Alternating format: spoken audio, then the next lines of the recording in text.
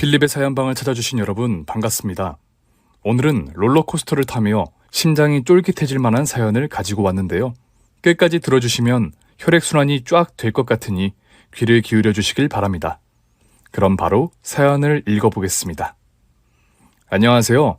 저는 수원에 사는 30대 중반의 평범한 주부입니다. 시댁에서 시집살이를 하고 있는데 천국과 지옥을 오가는 경험을 해서 이렇게 사연을 적게 되었답니다.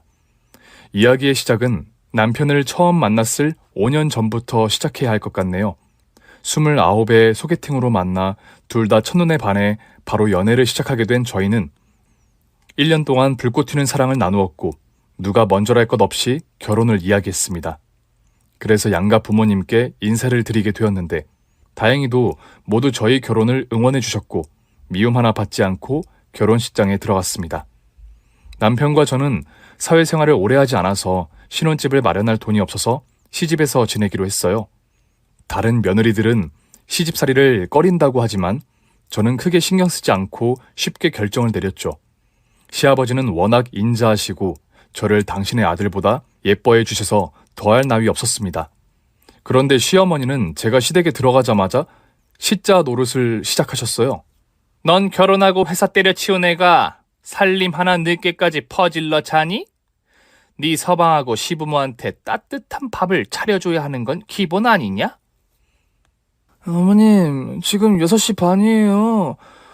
충분히 아침 식사 준비할 수 있다고요.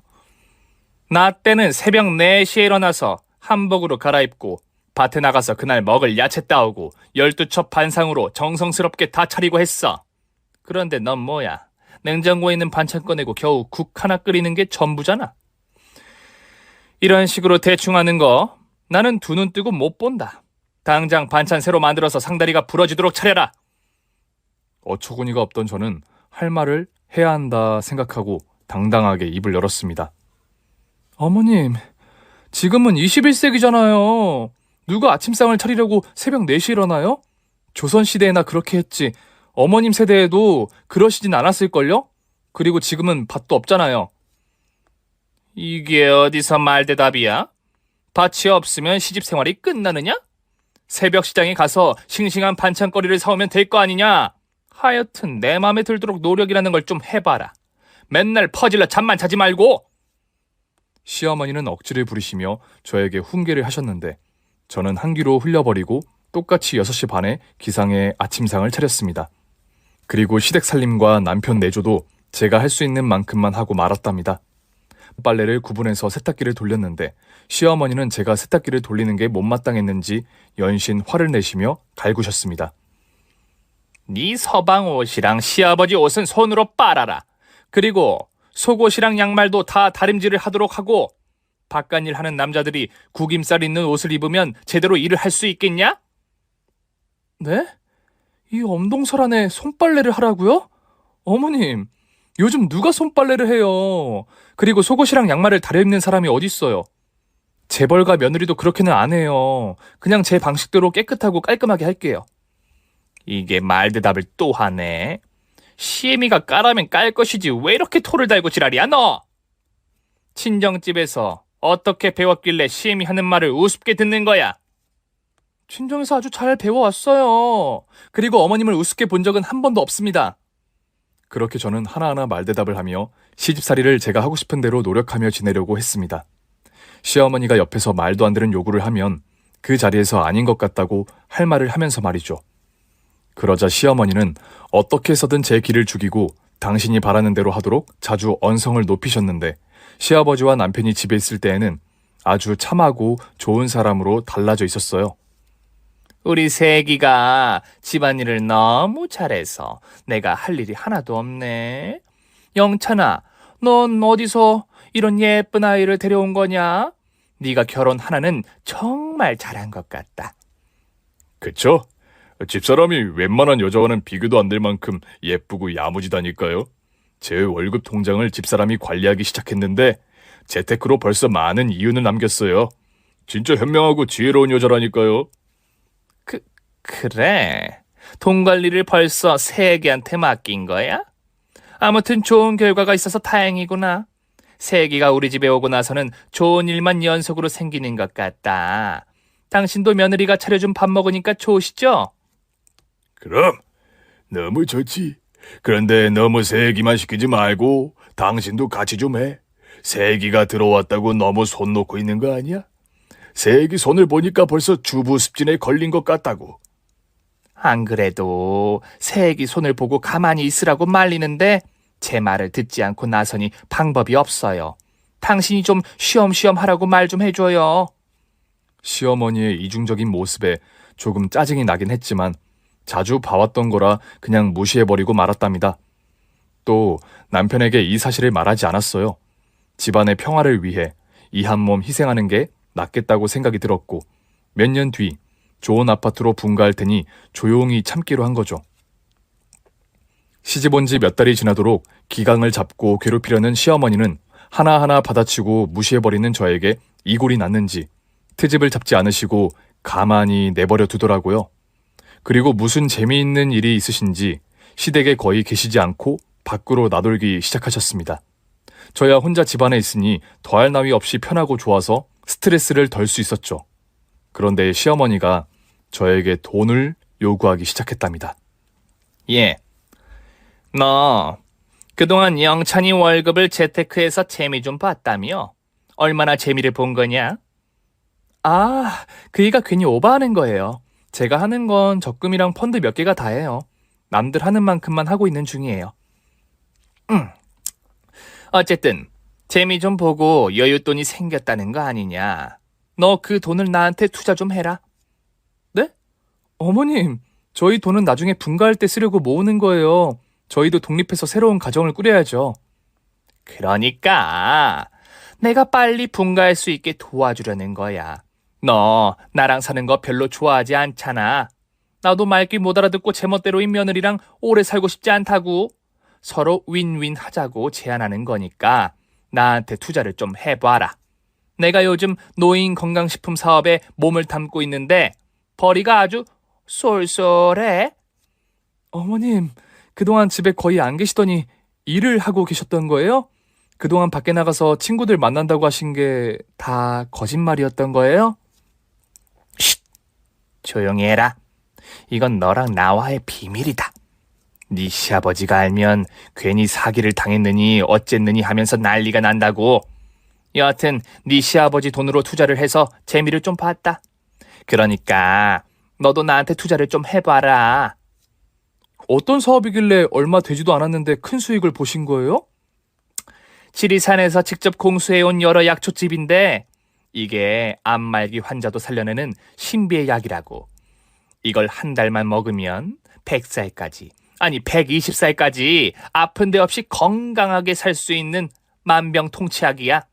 나도 이걸 2주 정도 먹어봤는데 3시간만 자도 힘이 불끈 솟는다니까. 말 나온 김에 너랑 영찬이 것도 줄까? 물론 공짜는 없으니까 100만 원만 주라. 100만 원이요? 건강식품이 뭐가 그렇게 비싸요? 만병통치약이라고 했잖니. 원래는 200만 원인데 너니까 반값에 주는 거라고. 어때? 너도 약 좀 사 먹고 투자도 해볼래? 내가 3개월 안으로 네 돈을 3배로 불려줄게. 어머님, 그거 아무래도 다단계 같은데요. 세상에 그런 신비의 약이 어딨어요. 다단계는 원래 처음에 돈을 잘 벌게 해줬다가 나중에 폐가망신 시킨다고요. 그거 빨리 그만두시는 게 좋겠어요. 세상에 누가 건강식품을 200만 원씩이나 주고 사 먹어요? 뭐야? 너 내가 그렇게 물러 터진 줄 아느냐? 많은 사람들이 공부하고 연구해서 만든 약재인 걸 내가 몇 번이나 확인했다고. 내가 연구소까지 가서 다 확인하고 논문도 읽고 다 했어. 시어머니는 전형적인 다단계에 빠진 사람처럼 말을 하더군요. 그러니까 내 아들 돈을 나한테 투자해봐. 내가 돈방석에 앉게 해줄 테니까. 응? 어머님, 그거 다 사기예요. 제 말 믿고 당장 그만두세요. 아서라, 벌써 이익을 남긴 돈이랑 네 시아버지 돈으로 약을 1000박스나 사놨다. 그게 팔리기만 하면 우리 집은 수백억 부자가 될 거라고. 얼마나 투자하셨어요? 설마 아버님 돈 전부를 쓰신 건 아니죠? 전부는 아니고 생활비 통장으로 쓰고 있는 돈을 다 투자했지. 하지만 걱정 마라. 내가 몇 달 안으로 수십 배로 불릴 테니까. 자꾸 이야기가 새길로 새는데 내 말대로 투자할래 말래. 인생은 한 방이니까 적금 같은 거로 쪼잔하게 재테크하지 말고 나를 믿어봐라. 어머님 안 되겠어요. 저 이거 아버님한테 말씀드려야겠어요. 사기당하고 있는 걸 알려서 바로 잡아야겠다고요. 이러다 어머님뿐만 아니라 우리 집안이 패가망신하고 말 거예요. 뭐야? 얘가 못하는 소리가 없네. 무슨 패가망신을 한다고 그래? 내가 사기가 아니라고 했잖니. 아주 큰 법인 사업체란 말이야. 너 지금 보니 아주 꼰대가 따로 없구나. 넌 젊은 애가 왜 네트워크 사업을 모를 수가 있니? 원래 다단계는 멋들어지게 사업장을 꾸리고 하는 거예요. 거기서 훅해서 넘어가 사기를 당하는 거라고요. 다단계의 끝은 노숙자의 삶이라고요. 그러자 시어머니는 크게 화를 내시며 얼굴이 새빨개졌습니다. 인연이 투자하기 싫으면 그냥 관둘 것이지. 왜 셰미가 하는 일에 죄를 뿌리려는 거야? 뭐? 노숙자? 재벌되는 게 하루아침인데 어디서 그따위 막말을 해? 여하튼 너 이거 네 시아버지한테 말하면 가만 안 둔다. 주둥이 다물고 가만히 있어. 왜 대답을 안 해? 비밀로 하란 말이야. 저는 마지못해 알겠다고 대답하고 상황을 넘겼습니다. 하지만 가만히 있을 제가 아니었어요. 시아버지가 퇴근하고 돌아오셨을 때 바로 시어머니가 다단계에 빠져 있다고 일렀습니다. 제 이야기를 귀 기울여 듣던 시아버지는 당장 시어머니에게 언성을 높이셨어요. 이 옆에 내가 이번에는 지리산 약초집을 판다고. 지난번에는 중국산 3,000원짜리 안마기를 300만 원씩 사서 사기를 당해놓고 아직도 정신을 못 차린 거야? 여보, 이번에는 진짜예요. 120살까지 살 수 있는 묘약이라니까. 고혈압 당뇨 환자는 물론이고 안마기 환자들도 이 약을 먹고 씻은 듯이 나았다니까요. 내가 사진 보여줄까요? 그럼 믿으시겠어요? 이 화상아! 그놈의 팔랑귀 때문에 내가 물어준 돈이 얼마나 되는 줄 알아? 사기당한 돈만 멀쩡히 있었더라면 아들하고 며느리를 진작에 좋은 신혼집을 마련해 줬을 거라고! 알고 보니 시어머니는 다단계에 한두 번 빠진 분이 아니었습니다. 남편이 어릴 적부터 말도 안 되는 상품을 창고에 쌓아두기를 여러 번 했답니다. 시아버지는 이튿날 시어머니를 끌고 지리산 묘약을 판다는 사무실로 쳐들어가서 난동을 부려 모든 돈을 돌려받고 약을 반품하고 오셨습니다. 그리고 시어머니는 집에 오셔서 한마디도 못하고 꿀먹은 벙어리로 몇 주를 지내셨어요. 그러다 저와 둘이 집에 남게 되면 쌍욕을 아끼지 않으셨습니다. 이게 다 너 때문이야. 우라질려나. 너만 아니었으면 지금쯤 내 돈이 10배는 불어났을 거라고. 어머님, 그런 일은 벌어지지 않아요. 사기를 당하신 건데 왜 아직도 허울뿐인 망상을 하고 계시냐고요. 인연이 이제 시애미를 정신병자로 몰아가네. 야, 나랑 같이 입사했던 동기들은 지금 다들 외제차 끌고 다녀. 나도 네 주둥이만 아니었으면 벤츠 몰고 드라이브를 즐기고 있었을 거라고. 시어머니는 뼛속까지 다단계를 믿고 계신 데다 자금을 마련하려고 친구분들에게 전화를 돌렸답니다. 물론 바보처럼 신비의 묘약을 믿는 사람이 없어 돈 한 푼을 빌리지 못했죠. 그러다 시어머니의 언니들을 어떻게 구워 삶았는지 목돈을 마련하게 되어 다시 다단계 사무실을 찾아가 지리산 묘약을 대거 구매해서 창고를 빌려 판매를 시작했습니다. 이 사실을 시아버지가 다시 알게 되자 거품을 무시면서까지 흥분을 하셨어요. 이 옆에 내가 아직도 정신을 못 차렸어. 당신 식구들한테까지 사기를 쳐야 속이 후련했냐? 더 말할 것 없어. 당장 환불하러 가. 앞장서. 내가 그 사무실 폐업시켜버릴 테니까. 내가 당신 돈으로 사업을 하겠다는 것도 아닌데 왜 난리예요?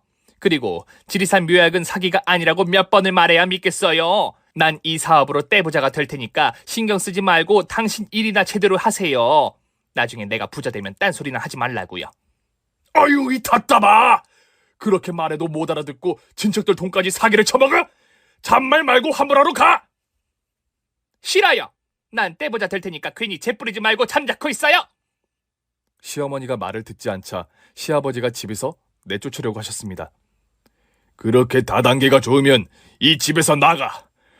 그렇게 사기당하고 정신 못 차릴 거면 이 집에서 나가란 말이야.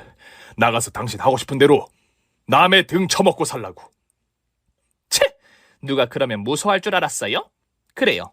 나도 당신이랑 사는 거 이골이 났어요. 내가 하는 일을 맨날 무시만 하고 인정해주지 않는 남편 필요 없다고요. 나중에 나 재벌되면 콩고물 얻어먹겠다고 찾아오지나 마요. 재벌이 되겠다고? 하! 진짜 힘 빠진다. 나가. 당신 마음대로 하고 살든지 말든지 마음대로 해. 시아버지는 끝까지 당신이 하는 일이 진짜 대단한 일이라며 다단계를 부정했습니다. 텔레비전이나 주변에 다단계에 빠진 사람들을 구제하는 게 불가능하다더니 정말 그랬어요. 시어머니는 과거 이력도 있는데 정신을 차리지 못하더라고요. 그래서 저는 집을 나가는 시어머니를 잡지 않고 그냥 떠나가게 두고만 보았습니다. 이런 말 하기 뭐하지만 시어머니가 집을 나가시니 집안이 평화롭고 아늑했어요. 이런 시댁이라면 평생을 살아도 괜찮을 것 같다는 생각이 절로 들었죠. 한편 시아버지는 내쫓은 시어머니가 일주일 동안 연락도 없고 돌아오지 않아 걱정이 되셨는지 식사도 거의 못하시고 잠도 제대로 못 주무시는 것 같았습니다. 시아버지는 먼저 연락하면 시어머니의 고집을 꺾지 못할 것 같다며 밖에 나가서 개고생을 하면 정신을 차리고 돌아올 거라 하시며 가만히 기다리자고 하셨어요. 하지만 시어머니는 한 달이 지나도 집에 오시지 않았고 어떻게 지내는지 소식도 들려오지 않았습니다. 이에 시아버지는 걱정이 많이 되시고 스트레스를 많이 받으셔서 살이 10kg나 금세 빠지셨답니다. 아버님, 내일은 저랑 어머님이 일하는 사무실에 가볼까요? 어머님 걱정 때문에 몸이 너무 많이 상하신 것 같아요. 아니다. 네 시엄마가 정신을 차리려면 시간을 두고 기다리는 게 좋을 게다.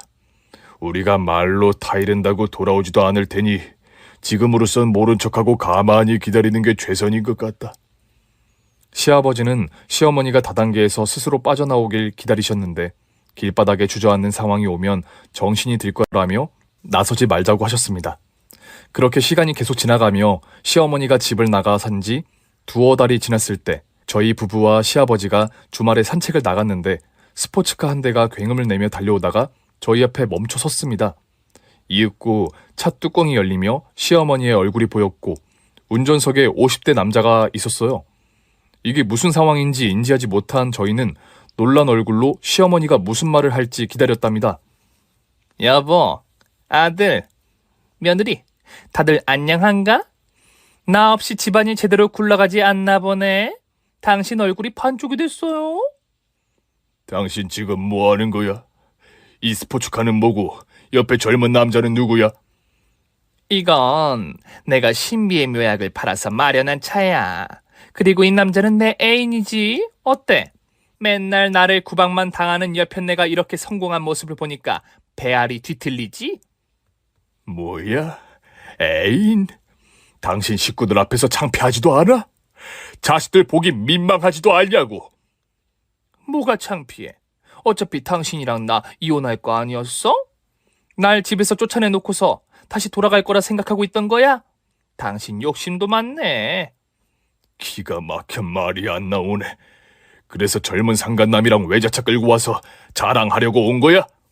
그런 것도 있고 이혼 서류 전하러 온 거야. 자, 이거 받아. 도장 찍고 법원에서 보자고. 시아버지는 봉투를 건네받고 헛웃음을 지었습니다. 그러자 시어머니는 저와 남편을 보고 너희들도 참 딱하다.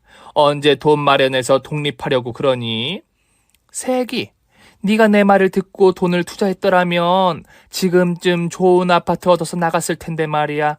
지금 시애미가 성공한 거 보니까 어떠냐? 후회되지? 라며 비아냥대셨습니다. 하지만 저는 시어머니가 다단계로 돈을 번 게 하나도 부럽지 않았고 젊은 애인을 자랑하는 건 몹시 불쾌했답니다. 시어머니는 한참 동안 자랑하는데 시아버지가 등을 돌리고 집으로 들어가시자 차에 시동을 걸고 떠나가셨네요. 그렇게 시아버지는 이혼 서류에 도장을 찍고 긴 한숨을 내쉬며 저희 부부에게 말씀하셨습니다. 니들 얼굴 보기가 부끄럽구나. 니들 엄마를 내가 제대로 외조했더라면 이런 일이 없었을 텐데 미안하구나. 아버님 아니에요. 아버님이 무슨 잘못을 하셨다고 사과를 하세요. 원래 다단계에 빠지면 가족이고 뭐고 다 내버린다고 하잖아요. 어머님은 돌아올 수 없는 강을 건너신 거예요. 이제 누가 말리고 설득한다 해도 돌아오시지 않을 테니 이혼하시는 게 100번 낫다고요. 맞아요, 아버지. 저 어렸을 때부터 엄마가 다단계에 빠져 있던 걸 생각하면 정말 신물이 나요. 이제라도 벗어나는 게 잘된 일이라고요. 엄마가 앞으로 어떻게 살든지 신경 끄고 살자고요. 아버지도 엄마 보란 듯이 좋은 여자 만나서 재혼하시도록 해요. 망측하게 무슨 재혼을 하라는 거냐? 네 엄마한테 하도 당하고 살았더니 여자는 무서워서 만나고 싶지 않구나. 그리곤 시원하게 이혼 서류에 도장을 찍으셨고 며칠 뒤 법원에 다녀오시며 시어머니와 남남이 되셨답니다. 그래서 저희 가정은 평안하고 아주 조용하게 변했습니다. 하지만 시아버지의 마음이 좋지 않으셨는지 계속해서 식사를 거르시고 우울한 날들을 보내셨어요. 그래서 남편과 상의를 한 끝에 좋은 어머님을 소개해드리고 했습니다. 저희 친정엄마의 지인이셨는데 남편과 사별하고 외롭게 지내시는 분이었는데 외모도 예쁘시고 성격도 조용하고 온화하셔서 시아버지의 짝으로 딱 맞는다는 생각이 들더라고요. 시아버지는 이혼한 지 얼마나 됐느냐며 한사코 소개팅을 거절하셨는데 저희가 억지로 모시고 나가 만남을 성사시켰습니다. 시아버지는 아주머님을 보고 반하셨는지 얼굴이 붉어지셨고 말을 더듬으며 몇 마디 꺼내지 못하셨어요. 반갑습니다. 제가 말주변이 없어서 무슨 말을 해야 할지 모르겠네요. 저도 말주변이 없어요. 첫 남편과 사별하고 10년 만에 남자를 처음 만나는 거라 무슨 말을 어떻게 해야 할지 모르겠네요. 중간에서 저희가 원활한 대화가 오가도록 수다를 떨어뜨렸더니 시아버지의 긴장이 풀려서 여러 대화가 오갔답니다. 민자 씨는 교양이 참 넘치시는 분 같아요. 외모도 단아하고 많이 배우신 분 같습니다. 아니에요. 어렸을 때는 철이 너무 없어서 부모님한테 매일 혼나면서 컸어요. 민자 씨가요? 딱 봐도 모범 생겼을 것 같은데요. 지금은 나이가 들어서 그렇지 어린 시절에는 사고뭉치였답니다. 상만 씨는 학창시절이 어떠셨어요? 저는 그냥 평범했습니다. 공부를 열심히는 했는데 성적이 잘 나오지 않는 학생이었죠. 그때 당시에는 대학을 어떻게 갈까 걱정이었는데 운이 억수로 좋아서 대학도 합격하고 대기업에 들어가 지금까지 밥 벌어먹고 있네요. 내후년이 은퇴라 그때부터는 민자 씨랑 여행도 많이 다니고 재밌게 살고 싶네요. 어머, 지금 프로포즈 하시는 거예요? 아유, 쑥스러워라. 저는 사실 첫눈에 민자 씨가 마음에 쏙 들었습니다. 우리가 운명적으로 만난 사이라는 게 느껴졌다고요. 우리 만나봅시다, 민자 씨. 그렇게 아버님은 용기를 내어 아주머님께 고백과 함께 전화번호를 물으셨고 며칠 내로 다시 만나기로 약속을 잡으셨어요. 두 분은 여러 번 데이트를 하시더니 시댁에 손을 잡고 들어오셨는데 분위기가 벌써 깊은 사이가 된 것 같았습니다. 어머, 아버님, 아주머님을 집으로 모시고 오셨네요? 이제 보니까 두 분 너무 잘 어울리세요. 세아가 나이 먹고 주책스럽지만 잘 어울린다는 칭찬을 받으니 무척 좋구나. 며느님 덕분에 우리가 이렇게 좋은 인연이 되었어요. 고마워요. 아주머님, 아니 어머님, 말씀 편하게 하시라니까 아직도 존댓말을 하세요. 두 분이 이렇게 집으로 오신 걸 봐서는 아마도 제 시어머니가 되시려는 거 아닌가요? 그러자 어머님은 10대 소녀처럼 부끄러워하셨고 시아버지는 호탕하게 웃으셨습니다. 하여튼 우리 며느리 눈치가 백단이라니까 벌써 예상하고 있던 거냐? 그럼요, 아버님. 우울해하시던 모습이 온데간데 없이 사라지고 즐거움이 넘치셨잖아요. 그래서 저희는 아버님이 어머님하고 재혼하면 좋겠다고 여러 번 대화를 나눴다니까요. 그래, 고맙다, 세아가. 네 덕에 내가 새장가를 가게 생겼구나. 축하드려요, 아버님. 그리고 어머님 환영합니다. 고마워요. 앞으로 잘 부탁드릴게요, 새애기님. 새애기님이요? 어머님, 편하게 불러주세요. 새 시어머니는 교양이 넘치시는 분이라 시종일관 말을 높이셨고 시댁에 들어와 지내시기 시작하셨을 때는 집안일을 혼자 다 하시려고 하셨습니다. 전 시어머니와 비교하면 안 되지만 정말 극과 극인 성격이었죠. 여하튼 새로운 시어머니를 만나 뵙게 되면서 저희 집안에는 웃음꽃이 피어나기 시작했습니다. 특히 시아버지는 혈색도 좋아지셨고 전 시어머니 때문에 스트레스로 빠졌던 머리카락이 다시 뿌리를 내리고 빼곡하게 자랐어요. 또 살도 예전보다 올라서 훨씬 보기 좋았답니다. 새 시어머니의 내조와 살림 솜씨는 제가 감히 따라갈 수가 없었어요. 어찌나 손이 야물고 빠르시던지 진짜 시어머니다운 면모를 보여주셨습니다. 누구처럼 말로 이래라 저래라 명령하는 일은 절대 없었고 제가 알아서 따라하도록 모범을 보여주셨죠. 그렇게 저희 네 식구는 몇 달 동안 행복하게 잘 지내고 있었고 아무런 갈등과 문제가 없었어요. 누군가 나타나기 전까지 말이죠. 어느 날 저희 네 식구가 주말 저녁을 같이 먹고 소파에 앉아 담소를 나누고 있었는데 누군가 초인종을 울렸습니다. 누구세요? 새아가, 나다 네 시애미. 네? 저희 시어머니는 집에 계신데 누구세요? 얘가 뭐라는 거야? 나라고 네 시애미란 말이야. 이혼한 전 시어머니요? 여긴 어떻게... 저는 고개를 돌려 시아버지께 눈치를 드렸습니다. 그러자 자리에서 일어나 현관 앞에서 여기가 어디라고 찾아와? 당신이랑 이혼한 지가 언젠데 내 집을 찾아온 거냐고. 그냥 조용히 꺼져. 라고 호통을 치시자 여봉, 잘 지내시오? 나 없는 동안 외롭진 않으셨어요? 아, 문 좀 열어봐요. 오랜만에 당신하고 아들 얼굴이나 보러 왔어요.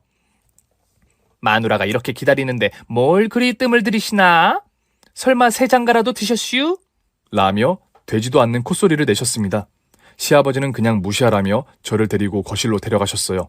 하지만 전 시어머니는 포기하지 않고 초인종을 연거푸 눌러댔습니다.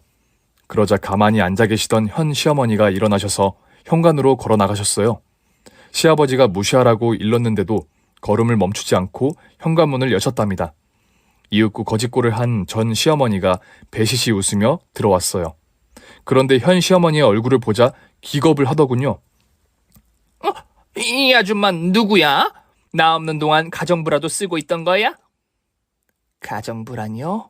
저는 상만 씨 아내 되는 사람입니다. 재혼한 지 몇 달 됐습니다. 뭐야? 당신 나랑 이혼한 지 얼마나 됐다고 새장가를 간 거야? 이거 지금 엄청 웃기는 상황이네? 이봐요 아줌마, 박상만 마누라는 나야 나. 당신은 그냥 첩년이라고. 그건 예전의 일이죠. 이 집의 안방마님은 나라는 걸 알려드리려고 문을 열어드린 겁니다. 확실히 하고 넘어가는 게 좋겠다 생각이 들었거든요. 이제 이해되셨죠? 어이가 없네. 야, 네가 뭔데 안방마님이라는 거야? 꼴랑 몇 달 살았다고 내 남편 마누라 행세를 하는 거야? 너 혼나고 싶어? 저와 남편은 이 상황을 어떻게 넘겨야 하는지 고민하고 있었고 시아버지는 전 시어머니에게 달려들려고 했습니다. 그러자 시어머니가 이를 말리더니 당신이 해결하겠다고 하시더군요. 여보, 가만히 앉아 계세요. 당신 전처가 아직 정신 못 차리고 온 것 같은데 내가 정리할게요. 시어머니의 말씀에 전 시어머니가 광분했습니다. 뭐? 지금 내 남편한테 여보라고 했어. 이게 어느 안전이라고 개구리 날뛰듯 지랄이여? 야, 너 혼나기 전에 이 집에서 꺼져. 여기 내 집이라고. 남편도 내 거고 아들도 며느리도 내 식구란 말이야. 이봐요. 당신이 제 남편한테 일방적으로 이혼 서류를 던지고 가셨다면서요. 그런데 왜 이제 와서 상만 씨 마누라 행세를 하려는 거지요? 그건 내가 잠시 착각을 해서 밖에서 돌았던 거야. 이제 제 자리를 찾으러 온 거라고. 그러니까 여우 같은 니녀는 당장 이 집에서 나가. 그러자 교양 있는 말투로 말씀하시던 시어머니가 씩 웃더니 전 시모의 뺨을 날렸습니다. 이년이 지금 뭐 하는 거야? 지금 내 뺨을 갈긴 거야? 이 망할 년 보소. 너 이리 와봐. 가만두지 않겠어. 전 시모가 손을 여러 번 휘둘렀는데 시어머니가 이를 슉슉 피하시며 미소를 유지했습니다. 그러다 다시 있는 힘껏 전 시모를 향해 뺨을 날리자 뒤로 나자빠지고 말았답니다. 이봐요. 제가 교양 있게 말할 때 조용히 나갔으면 좋았잖아요. 이렇게 매 맞을 일이 없었을 거란 말입니다. 지금이라도 늦지 않았으니 조용히 나가주세요. 그리고 다시 내 남편을 찾지 마세요. 이 우라질, 너 가만두지 않겠어. 내가 잠시 한눈판 사이에 비겁하게 뺨을 갈겨? 너, 내가 왕년에 얼마나 무서운 년인지 모르지? 내가 바로 우한여고 칠공주파 대장 박미자리라고! 전시모가 벌떡 일어나 달려들자 시어머니가 뒤돌려 차기로 전시모를 날려버렸습니다. 너, 이년 정체가 뭐야? 누구길래 이렇게 센 거냐고? 나 수원의 갈고리년이라고 들어봤니? 내가 그 갈고리다. 갈고리? 네가 그 유명한 갈고리년이라고? 전설의 17대 1의 사건의 주인공, 수원의 여고 일진들을 혼자서 무찔렀다는 그 갈고리라 현실 속 인물이었단 말이야? 그래, 맞아. 내가 한 번 찍으면 끝장을 내는 그 갈고리년이 바로 나라고. 마음 잡고 산 지 40년이 넘었는데 오랜만에 개차반을 보니 옛날 성격이 나오네. 이제 내 정체를 알았으니 조용히 꺼지시지 그래. 갈고리에 찍히면 뼈도 못 추린다고. 시아버지와 저희 부부는 시어머니의 정체에 놀랐고 전시모가 나가떨어진 모습에 두 번 놀라며 턱이 빠진 채로 구경을 이어나갔습니다. 전시모는 분이 안 풀렸는지 다시 일어나 시어머니께 도전해봤지만 시어머니가 날렵한 몸놀림으로 이리저리 피하시며 전시모를 가지고 놀다가 라이트 훅으로 넉다운을 시켰어요. 아하! 갈고리년 주먹을 직접 맞아보니 전설이 아니라 진실이라는 걸 알겠네. 쎄도 엄청 세네. 내가 비벼볼 실력이 아니야. 이런 년이 내 남편을 차지했다니. 다시 빼앗으려고 했는데 안 될 것 같아. 알게 되셨다니 다행이네요. 그럼 몇 대 더 맞으실래요? 그냥 나가실래요? 잠깐! 알았어. 나 내 남편한테 말 좀 하고 나갈게. 잠깐만 뒤로 물러나 있어. 좋아요. 딱 5분만 줄 테니 내 남편하고 대화를 하도록 하세요. 대신 1초를 초과할 때마다 강냉이 하나씩 털겠습니다. 아시겠죠? 여보, 잠깐 와서 당신 전처랑 대화 좀 나눠요. 마지막이라 생각하고 하고 싶은 욕이 있으면 실컷 하세요. 여보. 알겠어. 무슨 말 하는지 들어보고 바로 내보낼게. 시어머니가 뒤로 물러나자 전시모가 시아버지 앞에 서서 말을 시작했습니다. 여보, 나 좀 도와줘요. 예전에 봤던 내 애인놈 알지? 그놈이 알고 보니 나한테 사기를 친 거예요. 날 다단계로 빠뜨린 지인들 돈을 죄다 가로채 갔다고요. 지리산 약집이 알고 봤더니 그냥 잡초로 우려낸 물이었더라고요. 제대로 사기를 당하고 만 거죠. 여보, 내 상황이 말이 아니에요. 빚만 잔뜩 늘어서 오갈 데가 없어요. 당신이 날 좀 도와주면 안 되겠어요? 날 다시 이 집에 받아주면 안 되겠냐고요? 이 여자가 진짜 제정신이 아니네. 나 재혼해서 잘 사는 거 안 보여. 그리고 잘난 연하 애인 사귄다고 자랑할 때는 언제고 이제 와서 다시 받아달라니. 이 양심 없고 모자란 년아. 내 인생의 가장 큰 오점은 바로 당신이야. 나가서 다단계를 하든지 노숙자로 살든지 내 상관할 바가 아니니 당장 꺼져. 그러자 전시모가 무릎을 꿇으며 다시 받아주지 않으려면 돈이라도 달라고 짓거렸습니다. 여보, 그러면 위자료라도 줘요. 내가 당신하고 이혼할 때 한 푼도 받지 않고 이혼했잖아요. 참나! 그때는 당신이 연하 상간남한테 정신이 팔렸고 다단계로 돈을 무지하게 벌었다고 일방적으로 이혼을 통보한 거 아니야? 그리고 내가 당신 뒤치다거리 하느라 쓴 돈이 얼마인데 위자료를 달라는 거야? 그렇게 따지면 내가 당신 내조한 게 30년이에요. 일당으로 쳐서 받아도 몇 억은 받아야 된다고요. 이어편내야, 내가 생활비 주고 꼬박꼬박 처가에 들인 돈은 계산 안 하느냐? 당신한테 들어간 돈만 모았어도 빌딩 하나는 세웠을 거라고. 그러니까 돈 같은 소리 하지 말고 조용히 썩 꺼져. 그렇게 못해. 내 몫을 받아야겠으니 돈을 주든가 날 이 집에서 다시 살게 하든가 결정해. 전 시모가 무릎을 꿇은 채 고집을 부리며 버티셨습니다. 시아버지는 더는 말이 통하지 않아 한숨만 길게 쉬고 허공을 쳐다보셨어요. 이윽고 시어머니가 대야를 들고 나오셨고 그 안에 있던 음식물 쓰레기를 전 시모 얼굴에 뿌렸답니다. 이게 뭐야? 이봐, 갈고리년 지금 뭐하는 짓이야? 내가 말했지. 딱 5분만 주겠다고 했는데 벌써 3분이나 초과했으니 180대를 때리는 것보다 이렇게 한 방에 쓰레기를 맞는 게 둘 다 편하고 좋지 않겠니? 그래도 이건 너무 심하잖아. 왜? 토할 것 같아. 이년아, 그러니까 여기가 어디라고 찾아와서 내 남편한테 협박을 해. 뭐? 돈을 안 주려면 이 집에 들어와 살게 해달라고? 야, 이년아. 상만씨 마누라는 나야. 너는 아무것도 아니라고. 이 기생충년아. 2차전으로 똥물을 처맞기 전에 당장 나가. 알았어. 나가면 될 거 아니야. 대신 세탁비라도 줘. 그걸로 모텔이라도 가서 자게. 모텔 같은 소리하고 자빠졌네. 너 같은 다단계년은 길바닥에서 객사에도 싼 년이야. 남의 눈에서 피눈물 나게 했으면 피고름을 짜야 한다고. 시어머니가 발차기 하는 신용을 하자 전 시모는 겁을 먹고 도망치는데 너무 급하게 나가는 바람에 맨발로 나가버렸답니다. 다시 초인종을 눌러 신발을 달라고 했더니 시어머니가 현관문을 다시 열면 그땐 돌이킬 수 없는 공격이 시작될 거라고 경고하자 전 시모는 맨발로 사라졌습니다. 저희 식구들은 교양 있던 시어머니의 다른 모습을 보고 놀라 있었는데 시어머니는 아무렇지 않게 바닥에 널브러진 음식물 쓰레기를 걸레로 닦으셨습니다. 특히 저는 시어머니의 정체를 알게 되자 시집살이를 어떻게 해야 하는지 심히 걱정되더라고요. 조금 전 시모에게 뒤돌려차기 하는 걸 보았더니 저도 그렇게 두드려 맞는 게 아닌지 겁이 났죠.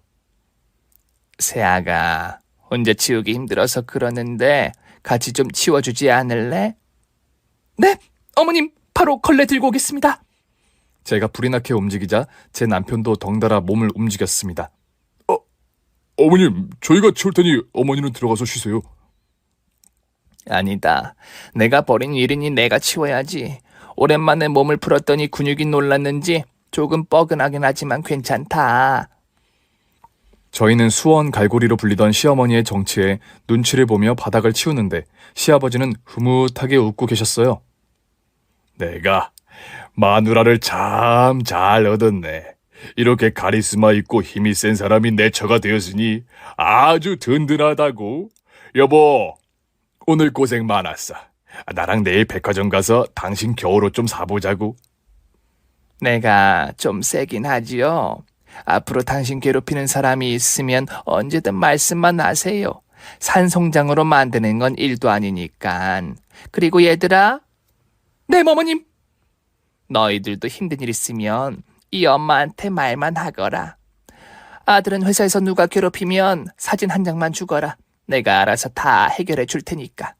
그리고 새애기도 평소 한 대 패주고 싶던 친구 있으면 이름 석자만 알려주거라. 시어머니는 농담이 아닌 진심으로 하는 말씀이셨습니다. 우리 식구를 힘들게 하는 사람은 누구라도 가만두지 않겠다고 하셨고 전 시모가 다시 나타나면 뼈도 못 추리게 해주겠다고 다짐의 말씀을 하셨답니다. 그날 이후 저는 시어머니와 단둘이 있는 주간 시간에 얼어붙어 있었어요. 정체를 알게 됐는데 어떻게 편하게 지낼 수 있겠습니까? 제가 알아서 청소, 빨래는 물론이고 음식도 부지런하게 했더니 시어머니가 왜 당신의 영역을 넘보느냐고 말씀하셨습니다. 새아가 너 왜 이러니? 내가 집에서 편히 쉬고 있으랬지. 그리고 일을 하려면 분담해서 하자고 했잖아. 너 설마 지난번에 내 정체를 알고 이러는 거니? 네? 그러니까 꼭 그런 건 아니고요. 어머님이 조금 무서워서 몸이 절로 움직여지네요. 우리 새애기가 내가 무서웠구나. 그런데 그거 다 옛날 얘기야. 나 주먹 쓴 지 40년이나 됐다고. 그리고 한 식구인 널 내가 어떻게 하겠니? 그러니까 하던 대로 대해주면 고맙겠구나. 네, 어머님, 알겠습니다. 말투도 그게 뭐야. 여기가 군대도 아닌데 그러지 말아라. 그럴까요? 알겠어요, 어머님. 조금 무섭긴 하지만 하던 대로 할게요. 그런데 진짜 제가 싫어하는 친구 이름 석자만 알려드리면 해결해 주시나요? 당연하지. 혹시 너한테 스트레스 주는 친구가 있는 거야? 내 주먹 한 대면 빌빌 길 거야. 내가 환갑이 넘긴 했지만 20대도 끄떡없이 이길 수 있어. 20대까지요? 우와, 진짜 대단한 전설이긴 하셨나봐요. 저는 장난으로 여쭤본 건데 말씀하시는 게 너무 진지하시게 대답을 해주시네요. 아, 그런 거야. 나중에라도 혹시 널 힘들게 하는 놈이 있으면 말만 해라. 영찬이가 속을 썩이면 말해. 아무리 아들이어도 여자 울리는 놈은 가만둬선 안 되니까. 어머님, 너무 든든해요. 감사해요, 어머님. 이제야 진짜 시어머니를 만나게 된 것 같아 너무 행복해요. 그렇게 저와 시어머니는 더 가까워지게 되었어요. 전 시모 덕분에 시어머니의 정체도 알게 되고 과거 이야기도 많이 들었더니 많은 수다를 떨며 고부 사이가 더 깊어졌답니다. 한편 전 시어머니는 당신의 가족들 돈을 끌어다 써서 그쪽에서도 버림을 받고 오갈 데 없이 노숙을 하게 되었다네요. 쉼터에서 며칠 지냈는데 빚쟁이들이 쫓아오는 바람에 도망쳐 나와 길바닥에서 숨어 살게 된 신세가 되어버렸죠. 시아버지와 남편은 전 시모와 완전히 인연을 끊어버려서 어떻게 살든지 신경을 하나도 쓰지 않고 있는 상황이랍니다. 이렇게 다단계에 미쳐있던 전 시어머니의 사건이 끝이 났네요. 길바닥 노숙자가 다단계의 종점이라는 걸 아시겠죠? 혹시 주변 다단계에 빠져 계신 분들이 있다면 제 사연을 들려드리고 정신을 부여잡도록 도움을 주셨으면 좋겠네요. 저는 올해까지 시댁에서 같이 지내고 내년에 분가할 계획이랍니다. 그때까지 수원의 갈고리인 시어머니와 재미있게 잘 보내도록 할게요. 그럼 모두 안녕히 계세요. 오늘의 사연은 다단계가 얼마나 무서운지 끝을 보여주네요. 허황된 꿈을 가지고 쉽게 돈을 벌려다 패가망신한 이야기 중 당연 최고의 사이다가 아닐까 생각이 듭니다. 오늘의 이야기가 재밌으셨다면 구독과 좋아요를 꼭 눌러주세요. 그럼 저 필립은 다음에 더 미치도록 웃긴 이야기를 가지고 찾아오겠습니다. 모두 좋은 하루 보내세요.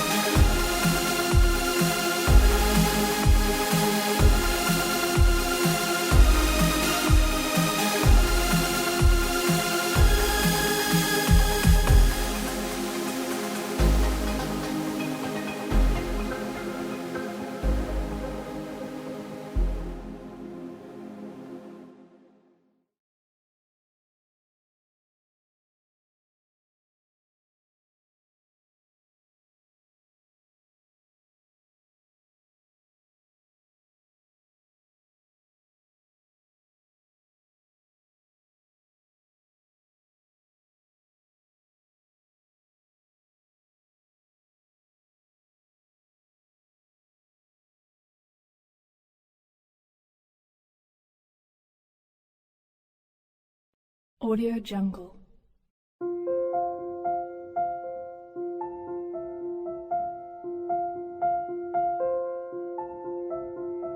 Audio Jungle.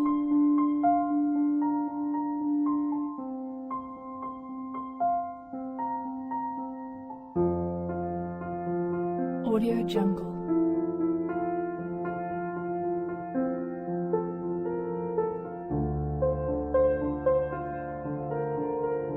Audio Jungle.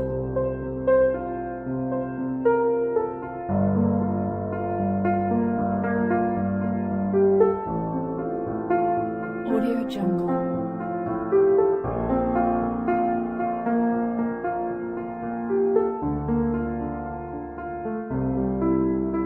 Audio Jungle. Audio Jungle.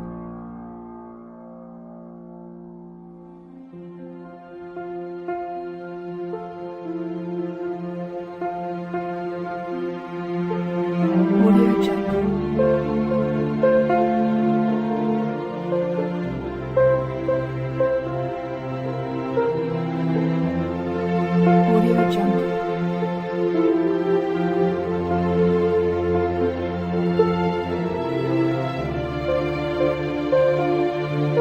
Audio Jungle. Audio Jungle.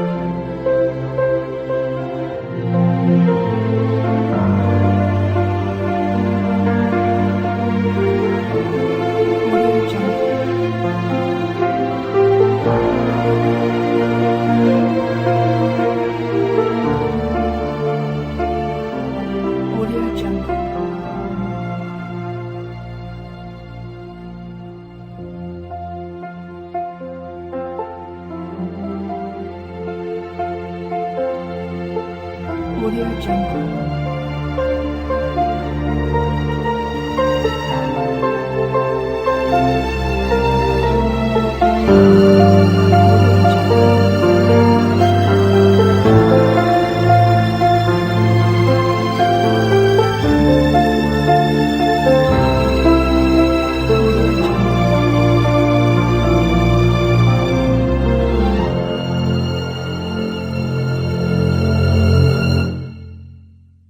Audio Jungle.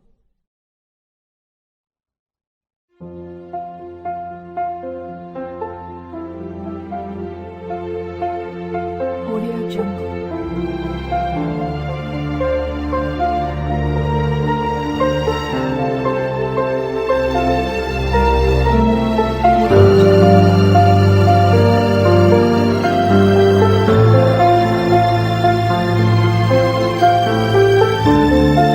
Audio